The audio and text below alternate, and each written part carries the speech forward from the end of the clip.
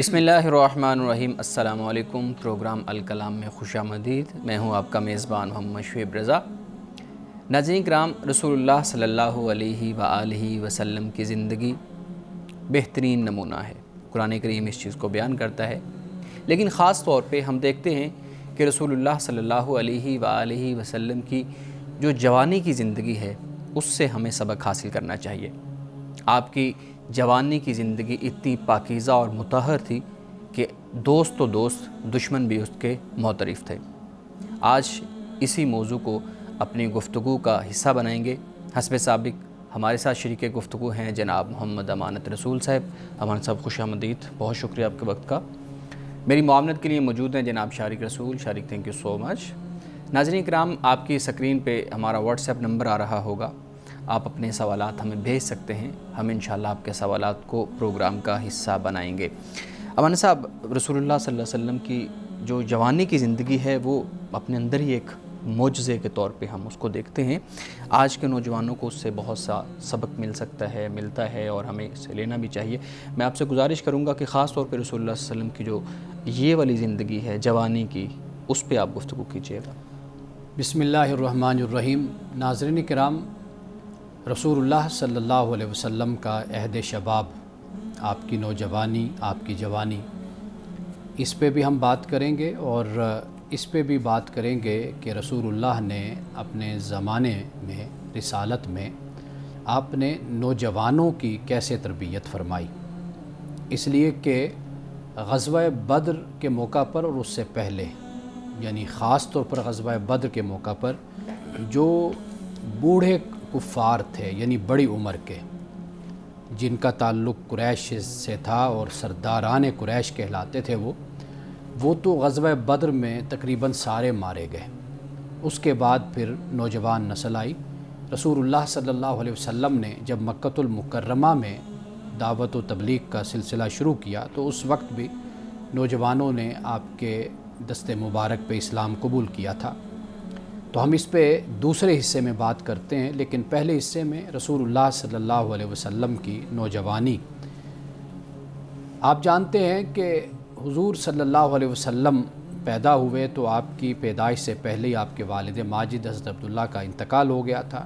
6 سال کے ہوئے تو حضرت آمنہ، 8 سال کے ہوئے تو حضرت عبدالمطلب، اور پھر اس کے بعد آپ کے چچا نے آپ کو اپنے آغوش میں لیا، آپ کی پرورش کی، آپ کی تربیت کی۔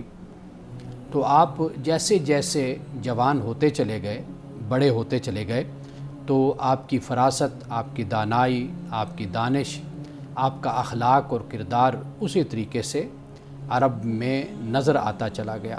یعنی لوگ آپ کے اخلاق اور کردار سے متاثر ہوئے، آپ کی شخصیت سے۔ حضرت عبدالمطلب کے بارے میں آتا ہے کہ رسول اللہ صلی اللہ علیہ وسلم جب پیدا ہوئے، یا آپ کی عمر 6 سال کی تھی، 7 سال کی، 5 سال کی، تو رسول اللہ کو حضرت عبدالمطلب اپنے ساتھ بڑے بڑے فیصلوں میں لے کر جایا کرتے تھے۔ یعنی اس وقت دار الندوہ کہا جاتا تھا، جہاں پر یہ سارے رؤسائے قریش اور یہ بڑے لوگ وہاں پر بیٹھا کرتے تھے اور سیاسی مسائل پر اور معاشرتی مسائل پر، معاشی مسائل پر یا قانونی مسائل پر بیٹھ کر گفتگو کرتے تھے۔ رسول اللہ صلی اللہ علیہ وسلم یعنی محمد، آپ بھی ساتھ جاتے تھے، حضرت عبدالمطلب آپ کو ساتھ لے کر جاتے، اور وہاں پر جب سرداروں نے اس بات پر اعتراض کیا کہ آپ اپنے پوتے کو ساتھ لے آتے ہیں تو ان کو نہ لایا کریں، تو حضرت عبدالمطلب نے فرمایا کہ نہیں، میں انہیں اپنے ساتھ ہی لاؤں گا۔ تو اس پہ وہ خاموش ہو گئے۔ تو جب تک حضرت عبدالمطلب زندہ رہے اس وقت تک رسول اللہ صلی اللہ علیہ وسلم کو آپ اپنے ساتھ لے کر بڑے بڑے فیصلوں میں لے کر جایا کرتے تھے۔ تو گویا کہ ایک تو یہ پرورش کا ماحول اور پس منظر ہمیں یہ معلوم ہوتا ہے کہ رسول اللہ صلی اللہ علیہ وسلم جب بڑے ہوئے، یعنی جیسے عمر 20 سال کی ہے، 15 سال کی، 25 سال کی، تو اس عمر میں رسول اللہ نے جو معاشرتی اور سماجی سطح پر جو ایکٹیویٹیز تھی، جو سرگرمیاں تھیں، ان میں آپ نے شریک ہونا شروع کر دیا تھا۔ جیسے حلف الفضول کے بارے میں یہ آتا ہے کہ وہاں پر عبداللہ بن جدعان کے گھر، یعنی یہ ایک تنظیم بنائی گئی تھی جس میں نوجوان جو مکہ کے تھے وہ بھی شامل تھے، تو رسول اللہ صلی اللہ علیہ وسلم بھی شامل ہوئے۔ آپ اپنی باقی زندگی میں اس حلف الفضول کا حوالہ ضرور دیا کرتے تھے۔ آپ یہ فرمایا کرتے تھے کہ اگر اس کے بدلے میں مجھے کوئی 100 اونٹ یعنی سرخ اونٹ بھی دے تو مجھے وہ قبول نہیں ہے، لیکن مجھے یہ پسند ہے کہ ہم اپنے معاشرے کی بہتری کے لیے، سماج کی ترقی کے لیے ہم حلف الفضول جیسی تنظیم اور اس طرح کے ہم کام کریں۔ رسول اللہ صلی اللہ علیہ وسلم کی ذات اقدس کے حوالے سے یہ باتیں، یہ واقعات ہم کئی مرتبہ بیان کر چکے ہیں، لیکن آج کی گفتگو میں جو دوسرا حصہ ہے وہ بھی ہمارے لیے بہت اہمیت رکھتا ہے۔ یعنی مثال کے طور پر جب نصب کرنے کا وقت آیا حجر اسود کو، تعمیر کعبہ ہو چکی تھی، تو آپس میں قبائل اس سے پہلے کے لڑتے، تو انہوں نے یہ فیصلہ کیا کہ جو مسجد حرام میں صبح کے وقت سب سے پہلے آئے گا وہ ہمارا فیصلہ کرے گا۔ اتفاق سے رسول اللہ صلی اللہ علیہ وسلم کہ جن کی عمر ابھی 20 سال سے اوپر ہے اور 25 سال سے کم ہے، آپ داخل ہوتے ہیں تو وہ سارے الصادق الامین کہہ کر آپ کو پکارتے ہیں۔ یعنی آپ اندازہ کیجئے کہ یہ نوجوان ہیں کہ اتنی کم عمری میں بھی لوگ آپ کے اخلاق سے، آپ کی ایمانداری سے اور آپ کی شرافت سے متاثر ہیں۔ اور آپ نے پھر حجر اسود کو نصب کروایا اس طریقے سے کہ ایک چادر منگوا کر حجر اسود اس میں رکھا گیا، اور ایک ایک کونا آپ نے قبائل کے جو سردار تھے ان کو پکڑا دیا اور خود پھر حجر اسود کو آپ نے نصب کر دیا۔ ناظرین کرام، رسول اللہ صلی اللہ علیہ وسلم کی اسی دیانت اور ایمانداری کا نتیجہ تھا کہ سیدہ خدیجہ الکبریٰ رضی اللہ تعالی عنہا نے آپ کو اپنا مال دے کر ملک شام بھیجا تھا، اور آپ کے ساتھ حضرت خدیجہ کے جو غلام تھے یعنی خادم، وہ بھی آپ کے ساتھ گئے تھے۔ جب وہاں پر وہ گئے تو انہوں نے رسول اللہ کی ایمانداری کو دیکھا، اس لیے کہ روایات میں آتا ہے، سیرت نگار بیان کرتے ہیں کہ جب آپ کوئی سامان بیچتے تھے تو آپ واضح طور پر یہ فرما دیا کرتے تھے کہ بھئی میں نے اس معاملے میں کوئی جھوٹ نہیں بولنا۔ جو تاجر بولتے ہیں اپنا سامان بیچنے کے لیے، جو کچھ بھی ہے تمہارے سامنے، اس کو پرکھ لو، اس کو جانچ لو، اس کو دیکھ لو۔ تو اس طریقے سے رسول اللہ نے اس وقت کاروبار کیا، اور کاروبار کی زندگی آپ کی اس وقت جتنے دن بھی گزارے تو حضرت خدیجہ کے غلام نے، خادم نے بھی آپ کو دیکھا، تو واپس آ کر اس نے حضرت خدیجہ کے سامنے آپ کی بڑی تعریف کی، اور یہی بنیاد بنی حضرت خدیجہ کی توجہ کی کہ رسول اللہ صلی اللہ علیہ وسلم کی یہی شرافت تھی، یہی دیانت تھی، یہ صداقت تھی۔ اور پھر حضرت خدیجہ الکبریٰ رضی اللہ تعالی عنہا خود بھی عرب کے معاشرے میں طاہرہ کے لقب سے مشہور تھی، یعنی آپ ایک باکردار خاتون، آپ ایک طاہرہ خاتون، پاک باز خاتون تھی۔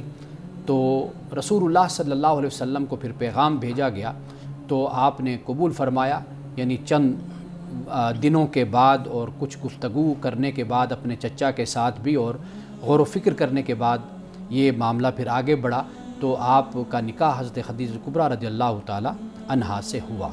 تو یہ تمام واقعات آپ کی نوجوانی کے واقعات ہیں۔ اور پھر رسول اللہ صلی اللہ علیہ وسلم جب 40 سال کے ہوئے تو آپ قرآن مجید اس بات کو بیان کرتا ہے کہ فقد لبثت فیکم عمرا من قبل افلا تعقلون، کہ اے نبی صلی اللہ علیہ وسلم آپ ان سے یہ کہیے کہ میں نے تم سے اس سے پہلے کی زندگی گزاری ہے۔ یعنی ایک پہلو میری زندگی کا یہ ہے کہ میں نے لکھنا پڑھنا کسی سے بھی نہیں سیکھا، نہ میں کوئی شاعر ہوں، نہ کوئی ادیب ہوں، نہ میں نے اس سے پہلے کوئی کلام لکھا، نہ کلام بولا۔ تمہارے اتنے بڑے بڑے مشاعرے ہوتے ہیں، اس میں میں نے شرکت نہیں کی۔ ایک پہلو یہ ہے کہ اللہ نے یہ کتاب مجھ پر اتاری ہے یا مجھ پر وحی کی ہے، تو یہ کتاب خود اس بات کی دلیل ہے، یہ وحی کہ میں اللہ کا نبی اور رسول ہوں۔ یعنی اس کلام کی جو انفرادیت ہے اور اس کی جو خوبصورتی ہے اور اس کی جو فصاحت و بلاغت ہے، تو اگر میں اس سے پہلے کچھ لکھتا کرتا ہوتا تو تم پھر یہ الزام لگا سکتے تھے۔ ایک تو یہ بات ہو گئی۔ دوسری بات یہ کہ رسول اللہ صلی اللہ علیہ وسلم نے فرمایا کہ اس سے پہلے کہ میری زندگی تم دیکھ لو، تو یہ اشارہ اس بات کی طرف ہے کہ بھئی میں نے زندگی میں کبھی جھوٹ نہیں بولا، تم مجھے صادق اور امین مجھے کہتے ہو، تو یہ کیسے ممکن ہے کہ میں اب جھوٹ بولوں اور یہ کہوں کہ اللہ کے فرشتہ مجھ پر آتا ہے اور وہ وحی نازل کرتا ہے، یہ قرآن اللہ کی کتاب ہے۔ تو لہٰذا رسول اللہ صلی اللہ علیہ وسلم نے وہ جو ایک عقلی دلیل ہوتی ہے، تجربہ کی بنیاد پر، مشاہدہ کی بنیاد پر، یقین کی بنیاد پر رسول اللہ نے وہ دلیل سامنے رکھی۔ اب دیکھیے ناظرین کرام، رسول اللہ صلی اللہ علیہ وسلم پہ نوجوان ایمان لائے، یعنی ان نوجوانوں نے آپ کی جوانی کو بھی دیکھا، آپ کے کردار اور اخلاق کو بھی دیکھا۔ یعنی مثال کے طور پر دیکھیے حضرت علی رضی اللہ تعالی عنہ ایمان لائے، کم سنی میں بالکل ایمان لائے، یعنی رسول اللہ صلی اللہ علیہ وسلم کی تربیت اور پرورش میں آپ رہے۔ اور حضرت زید بن حارثہ غلام تھے، یہ بھی نوجوانی میں انہوں نے اسلام قبول کیا، رسول اللہ کے ساتھ رہے، ان کے والد آئے، ان کے چچا آئے آپ کو لینے کے لیے کہ آپ ہمارے ساتھ چلیں، چونکہ یہ اغوا ہو گئے تھے، لیکن انہوں نے اپنے چچا اور اپنے باپ کے ساتھ جانے سے انکار کر دیا اور کہا کہ میں محمد صلی اللہ علیہ وسلم کے ساتھ ہی رہوں گا۔ زبیر بن العوام یہ بھی ایک دولت مند انسان تھے، انہوں نے بھی جوانی میں اسلام قبول کیا۔ حضرت سعد بن ابی وقاص ان کے بارے میں آتا ہے کہ یہ بھی باعزت گھرانے سے ان کا تعلق تھا، اور اسی طریقے سے طلحہ بن عبید اللہ تاجر تھے، کاروباری شخصیت تھے، خوشحال نوجوان تھے، انہوں نے اسلام قبول کیا۔ خاص طور پر ناظرین کرام میں یہاں پر حضرت مصعب بن عمیر کا ذکر کرنا چاہوں گا، اس لیے کہ یہ بہت ہی مالدار انسان تھے، اللہ نے ان کو بہت دولت دے رکھی تھی، اور یہ خوش لباس بھی تھے، خوشبو لگاتے تھے، خوشبو پسند کرتے تھے، مالدار تھے، اور ان کے بارے میں صحابہ بیان کرتے ہیں کہ جس گلی سے گزر جاتے وہ گلی معطر ہو جاتی تھی، یعنی آپ یوں کہہ لیجئے کہ جیسے کہا جاتا ہے نا کہ ایک مرتبہ لباس کپڑا پہنا وہ دوسری مرتبہ پھر نہیں پہنا، یہ طریقہ، یعنی آپ کی سواری، آپ کا لباس، آپ کے جوتے، آپ کی شخصیت، یعنی نفاست پسند تھے۔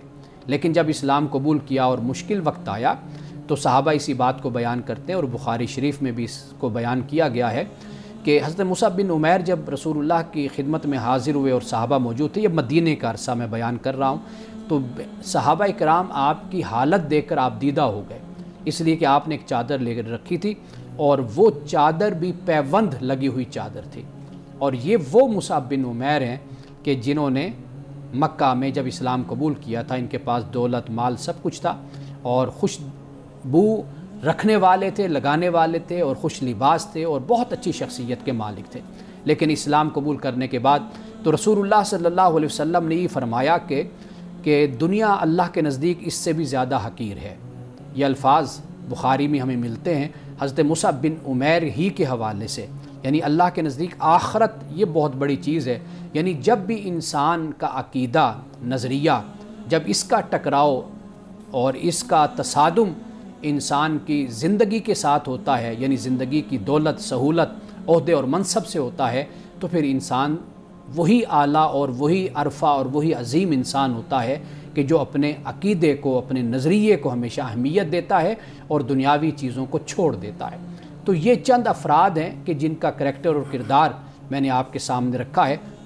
رسول اللہ صلی اللہ علیہ وسلم کی نوجوانی اور نوجوانوں کے لیے جو آپ کی طرف سے تعلیمات ہیں وہ بہت زیادہ ہیں۔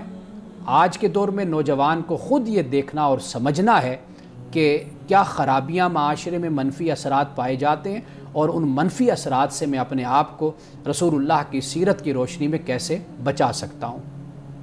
ناظرین کرام، اسی موضوع پہ سوالات لیتے ہیں ایک بریک کے بعد، ہمارے ساتھ رہیے۔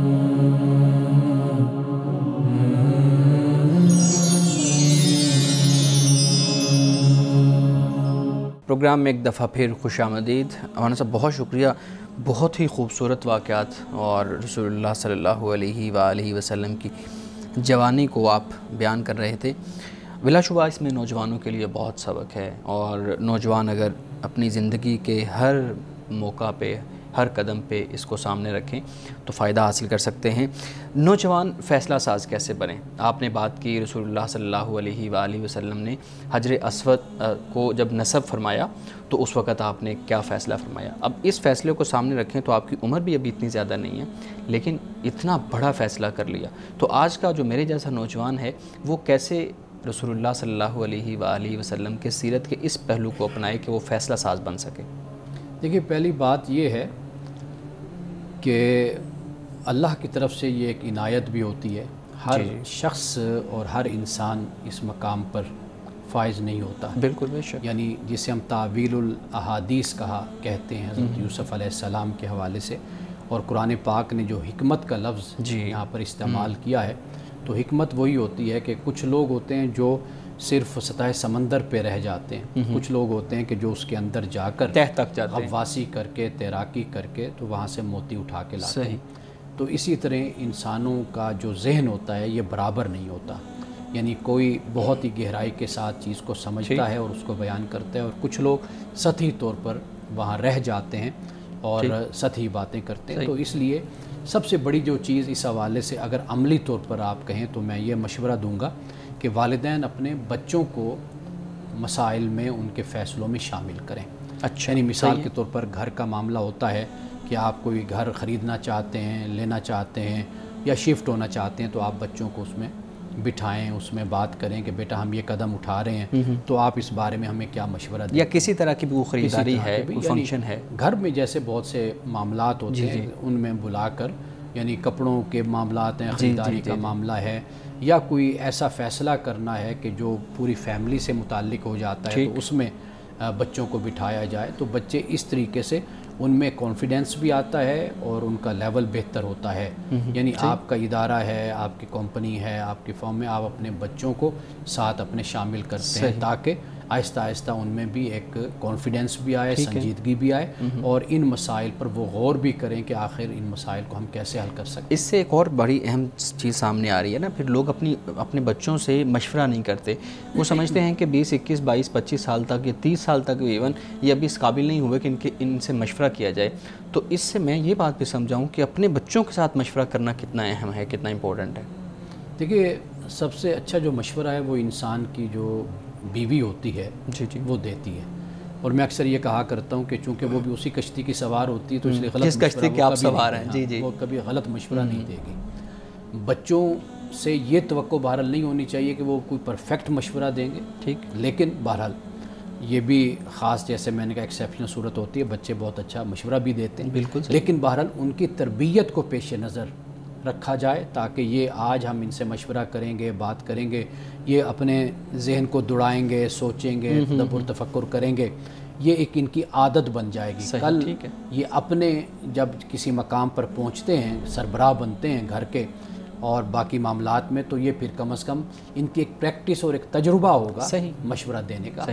شارق، آپ سوال کرنا چاہ رہے ہیں؟ کچھ لوگ ہوتے ہیں جو مستقبل میں جیتے ہیں، مستقبل کی پلاننگ کرتے ہیں، کچھ ہوتے ہیں جو آج میں جیتے ہیں۔ فیصلہ سازی کے وقت کس چیز کی اہمیت رکھنی چاہیے؟ آپ صلی اللہ علیہ وسلم کی حیات مبارکہ سے ہمیں کیا سیکھنے کو ملتا ہے؟ کیا ہمیں آج میں جینا چاہیے یا پھر ہمیں مستقبل کی پلاننگ کرنی چاہیے؟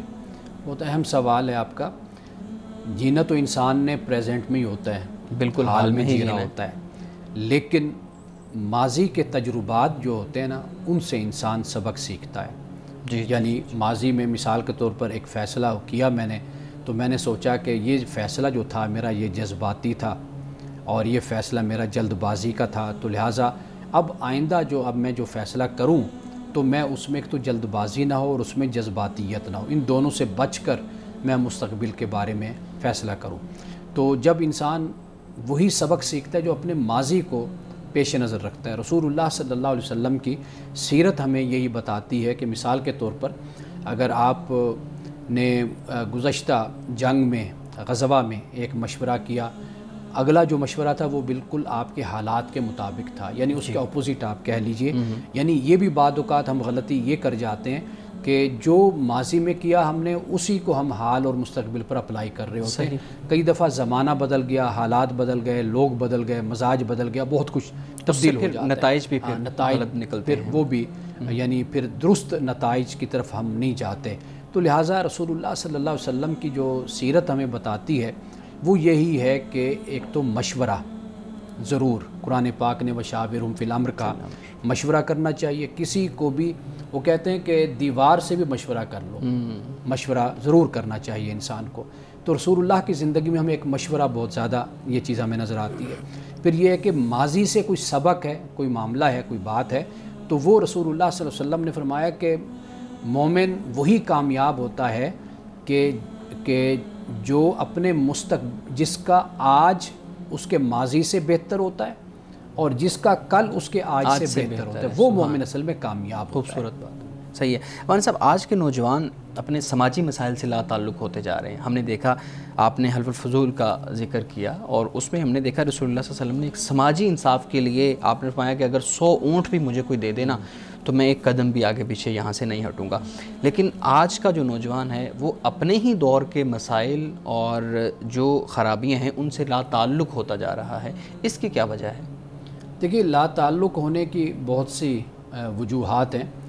رسول اللہ صلی اللہ علیہ وسلم کی سیرت کا جب ہم مطالعہ کرتے ہیں، جیسے میں نے ابھی آپ کو حوالہ دیا حضرت عبد المطلب کا، آپ دیکھیے کہ وہ ساتھ لے کر जाते हैं, बिल्कुल सही है, मोहम्मद रसूलुल्लाह सल्लल्लाहु अलैहि वसल्लम को। इसमें कोई शक नहीं है कि जो अल्लाह का पैगंबर है, अल्लाह का नबी और रसूल है, उसका वहाँ पर उसके मकाम और मर्तबा में इस्तिस्नाई सूरत भी होती है, खुदा का इंतखाब भी होता है, बिल्कुल वो एक अलग है। लेकिन बहसियत बशर के इंसान के जो एक दुनियावी ज़ाहिरी तकाज़े होते हैं, जिस पर एक इंसान की तरबियत एक मेयार होता है, वो हम देखते हैं कि वहाँ पर हमें पूरे होते हुए नज़र आते हैं। हज़रत अब्दुल मुत्तलिब हैं, आपके चचा हज़रत ज़ुबैर हैं, हज़रत अबू तालिब हैं, इन्होंने आपकी तरबियत की है और मामलात में और इन चीज़ों, मिसाल के तौर पर जो उस वक़्त जंगें हुई, जंग फ़िजार जैसे कहा जाता है, और इस तरह की जो जंगें हुई उनमें रसूलुल्लाह सल्लल्लाहु अलैहि वसल्लम ने शिरकत की, और आपने ये फरमाया अपनी नौजवानी में और अपने ज़माना रिसालत और नबूवत में, आपने फरमाया कि वो उन जंगों में मैं इसलिए शरीक हुआ कि जिनकी तरफ से मैं था वो हक़ पर थे। अच्छा, ये भी एक बड़ी अहम बात है कि आप हक़ के साथ खड़े हुए थे। अच्छा, फिर आपने ये भी फरमाया कि भाई मैं उस जंग में छोटा था, लड़ तो सकता नहीं था, तो मैं तीर पकड़ाता था अपने चचा को। यानी गोया कि ऐसे लगता है कि जब आप अपने छोटों को साथ शामिल करते हैं, ट्रेनिंग देते हैं, उनकी तरबियत करते हैं, तो फिर उनमें ये जुर्रत, ये शुजात, आप देखिए कि अगर आप अपने बच्चों को नहीं शरीक करते तो उनमें एक आप हिचकिचाहट देखेंगे, जी, एतमाद की कमी देखेंगे। ये चीज़ें वहाँ पर पैदा होती हैं जहाँ पर बड़े अपने छोटों को अपने साथ लेकर दीगर मामलात में, जो भी एक सर्कल है, छोटा सा हो बड़ा सर्कल हो, उसमें अपने छोटों को, अपने बच्चों को, छोटे भाइयों को साथ लेकर शामिल किया जाए। तो रसूलुल्लाह सल्लल्लाहु अलैहि वसल्लम की सीरत में ये बात भी हमें बहुत नज़र आती है, जो सवाल आपने किया है। सही जी शरीफ, आप सल्लम जब सियासी और माशरती मसाइल का हिस्सा थे, पार्टिसिपेट करते थे पॉलिटिकल स्ट्रगल्स में, तो आप सल्लम का तरीका क्या था, क्या तर्ज़ अमल था? क्या आप सल्लम का जो फोकस था, टारगेट था, वो माशरे की बेहतरी थी, या फिर वो माशरे की बेहतरी में किसी एक पार्टी को, किसी एक कह लें एक सेक्शन, एक ग्रुप है, उसका साथ भी वो देते थे, उसको सपोर्ट करना? देखिए, ये जो सवाल है आपका, ये यानी समझने वाली बात है कि रसूलुल्लाह सल्लल्लाहु अलैहि वसल्लम इज्तिमाई हवाले से वो अपनी जगह पर एक किरदार होता है, और ख़ास तौर पर जब वही का सिलसिला शुरू हुआ, चूँकि इस्लाम एक जामे सूरत हमें देता है, तो उस पर हम किसी और वक्त में बात करेंगे। लेकिन यहाँ पर जो मैं अर्ज़ करना चाहता हूँ वो ये है कि मिसाल के तौर पर आप देखिए कि उस वक्त जो मसला है, यानी ये ऐसे है कि जैसे एक बीमारी पैदा हो जाती है माशरे में, डेंगू आ गया या कोविड-19 आ गया, तो फिर डॉक्टर फोकस उस पर करता है, उसी मसले पे, उस मसले से लोगों को निकालता है, उसका इलाज करता है। तो हिल्फुल फजूल कोई मिसाल के तौर पर हम देख लेते हैं। आप देखिए कि इसमें रसूलुल्लाह सल्लल्लाहु अलैहि वसल्लम ने क्यों साथ दिया अपने नौजवानों का, और मिलकर ये तंजीम क्यों बनाई गई? वो इसलिए कि जो फॉरनर थे या अजनबी जो लोग वहाँ पर आते थे, उनके साथ ज़्यादती होती थी। यानी चूँकि कबायली सिस्टम बहुत मजबूत था। जब मैं आपके कबीले का हूँ तो आप मेरे हक़ का ख्याल करेंगे, मेरे साथ ज़्यादती नहीं करेंगे। कोई बाहर से आता था, लोगों को पता होता ये किसी कबीले से है नहीं, तो लिहाजा किसी ने इसके लिए आवाज़ नहीं उठानी, तो ये बेचारा इसी तरह ही मारा जाएगा, खाओ पी लो, इससे जो कुछ है ले लो। तो ये रवैया उनका होता था। तो रसूलुल्लाह सल्लल्लाहु अलैहि वसल्लम के पास, इस तंजीम के पास एक शख्स आया था जिसने कहा जी अबू जहल ने मेरा हक़ खा लिया। तो सारे नौजवान इकट्ठे होकर अबू जहल के घर पहुंच गए, बिला इम्तियाज़ सारे इकट्ठे पहुंच गए अबू जहल के पास। अबू जहल तो इस्लाम के आने के बाद अबू जहल बना ना, तो पहले तो वो बड़ा अक्लमंद था। अमर बिन हशाम उसको कहा जाता था, और अबुल हकम उसको कहा जाता था, दानाई वाला, फरासत वाला, फैसले करने वाला, ये उसको कहा जाता था। तो लिहाजा जाकर वो नौजवानों ने हक़ लिया और उस यानी इतने बड़े जालिम के सामने खड़े हो गए। तो गोया के जो मर्ज़ उस वक़्त मौजूद थी माशरे में, रसूलुल्लाह सल्लल्लाहु अलैहि वसल्लम ने उस पर फिर फोकस किया। सही। नाज़रीन किराम, यहाँ वक्त हुआ चाहता है एक ब्रेक का, हमारे साथ रहिएगा।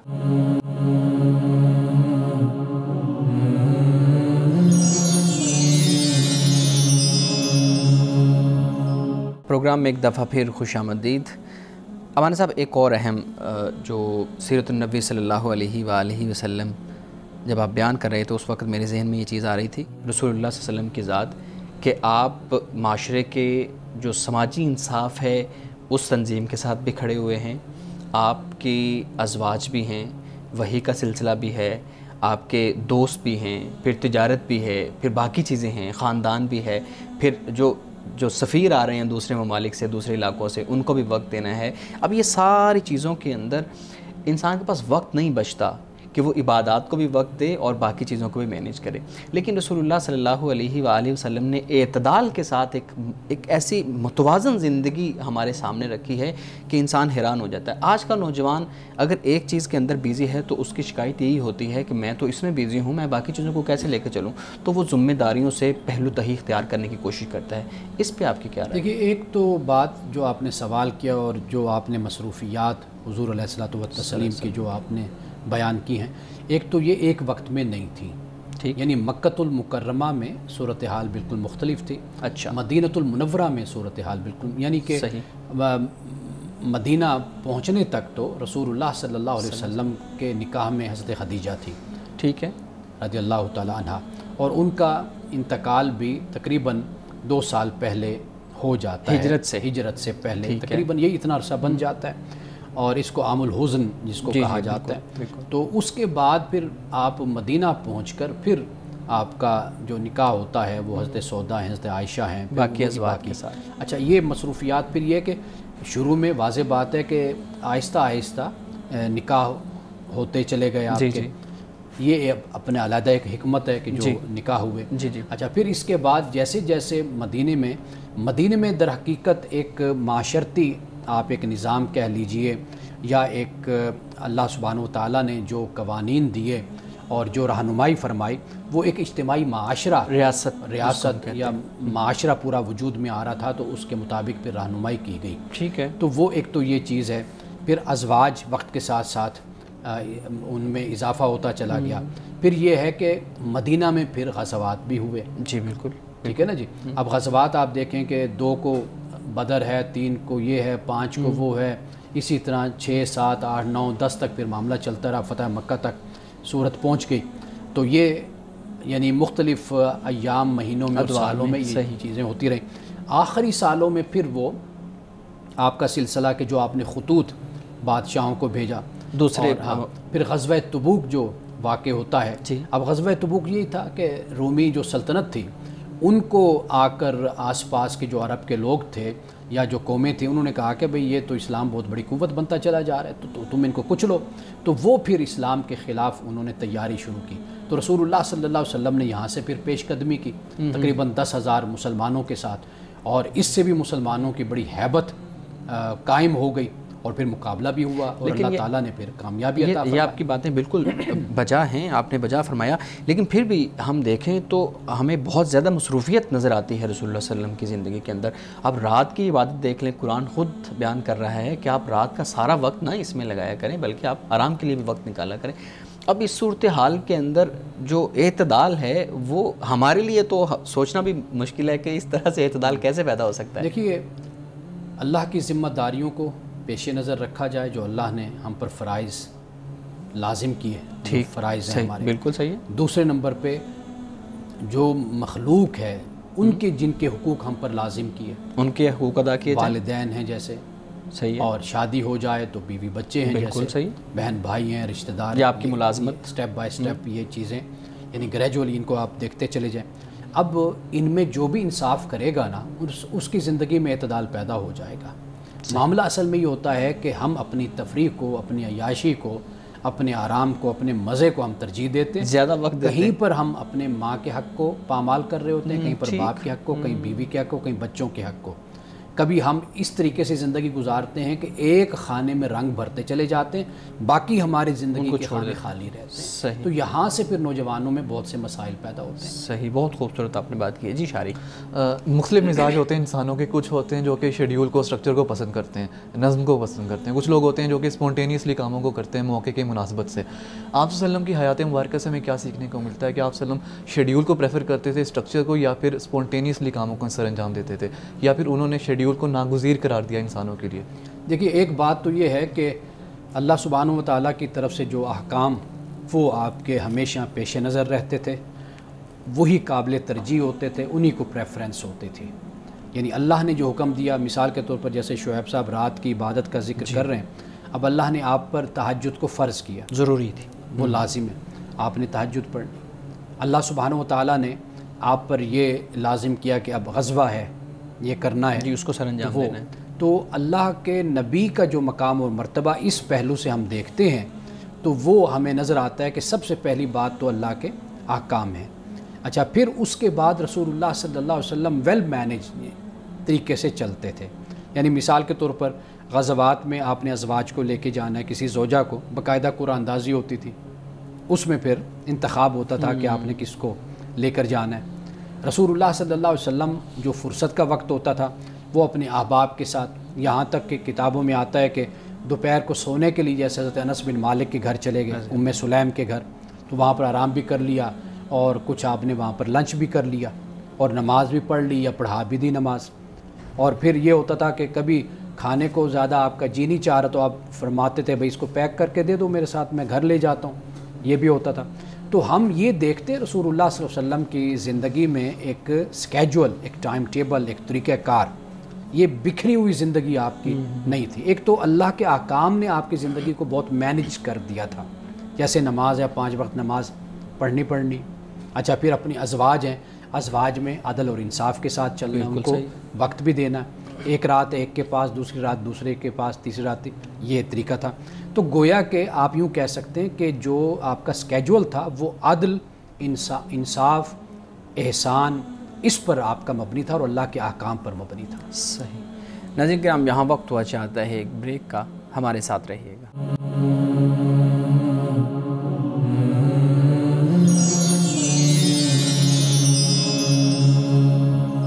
پروگرام میں ایک دفعہ پھر خوش آمدید. جی شارق، آپ سوال کرنا چاہ رہے تھے. ہمارے ہاں لوگوں میں ایک اور مسئلہ بڑا عام ہے اور بڑھتا جا رہا ہے دنیا میں، وہ ہے پروکاسٹینیشن. لوگ اپنے کاموں کو بہت زیادہ ڈیلے کرتے ہیں اور وقت پر نہیں کرتے، اور جب ڈیڈ لائن قریب آتی ہے کسی بھی کام کی تب وہ اپنے کام کو سر انجام دیتے ہیں.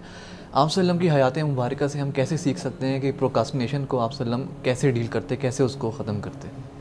رسول اللہ صلی اللہ علیہ وسلم کی ساری سیرت کو آپ پڑھ لیں، اس کا مطالعہ کر لیں.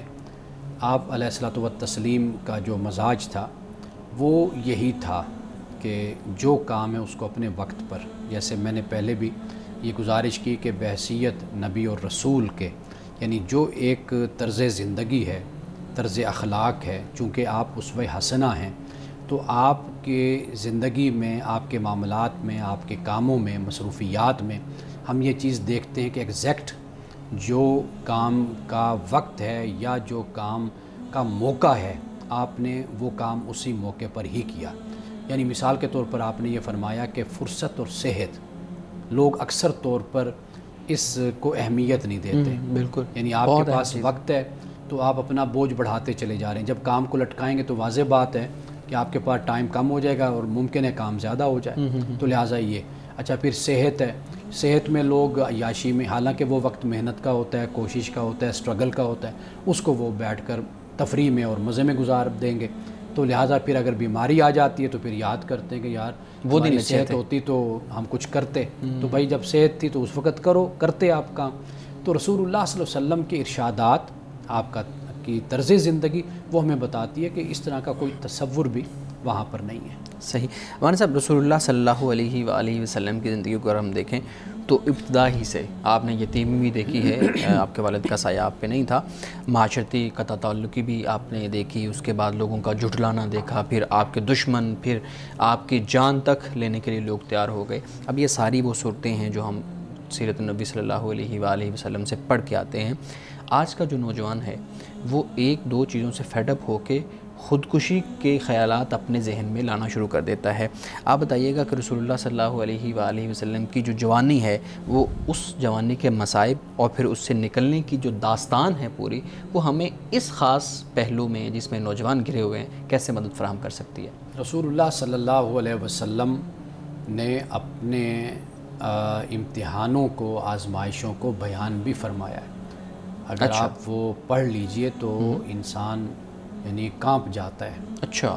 کہ آپ صلی اللہ علیہ وسلم نے خاص طور پر طائف کے موقع پر جب آپ تشریف لے گئے تھے تو جو وہ دعا ہے اور جو وہ الفاظ ہیں وہ جا کر انسان کے دل پہ لگتے ہیں کہ اے اللہ، میں تیری ذات سے ہی میرا شکوہ ہے کہ تیرے سامنے میں رکھتا ہوں. تو یہ اس طرح اللہ سے خطاب، اللہ سے گفتگو آپ کی. تو رسول اللہ صلی اللہ علیہ وسلم نے جو بات ہمیں سب سے اہم نظر آتی ہے وہ یہ ہے کہ اللہ سے اپنے تعلق کو مضبوط رکھنا چاہیے، کمزور نہیں کرنا چاہیے۔ میں ویسے نوجوانوں کے لیے بات بیان کر دیتا ہوں کہ ایک بات ہوتی ہے جسے ہم ذکر کہتے ہیں، یعنی آپ اللہ کو یاد کریں اور اللہ پر ایمان رکھیں، بھروسہ رکھیں، اعتماد رکھیں، ایک ذکر کی بات ہے۔ دوسرا ہے صبر، یعنی انسان کو کچھ بھی فوراً نہیں ملتا اور اللہ تعالیٰ انسان کو وہ دیتا ہے جو اس کے لیے بہتر ہوتا ہے، یعنی صبر کے ساتھ ہم بے صبر ہو جاتے ہیں۔